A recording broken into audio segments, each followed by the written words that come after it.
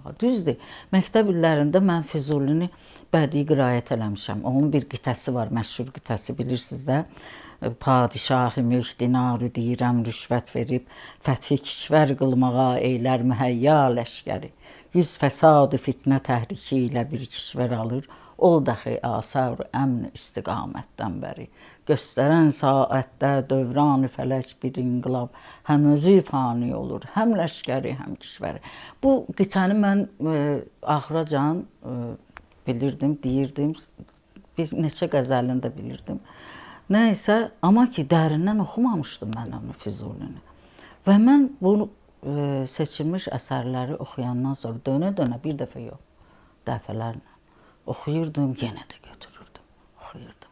Elə bir xəstəlik kimi olmuşdu məndə. Bir də onda gördüm ki, mən başlamışam qəzəl yazmağa. Yazmışam, bir xeyli qəzəl yazdım.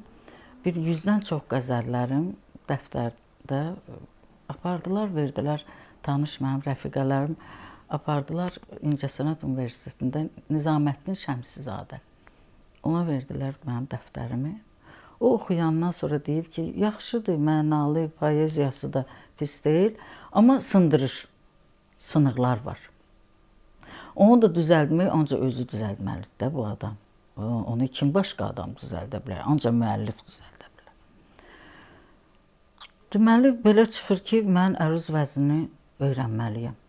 Təsəvvür eləyin ki, o vaxt hansı ədəbiyyat müəlliməsinə yaxınlaşdım, heç kim əruz vəznini bilmir. Məcbur oldum, Ramiz Fasihi, Allah rəhmət eləsin, məni tanış elədilər. Belə bir Füzulişünas alim var, onu tanımamış olmazsınız. Onun orta məktəblərdə əruz vəzninin tədqiqi, belə bir kitabı vardı. Mən o kitabla başladım əruz vəznini öyrənməyə.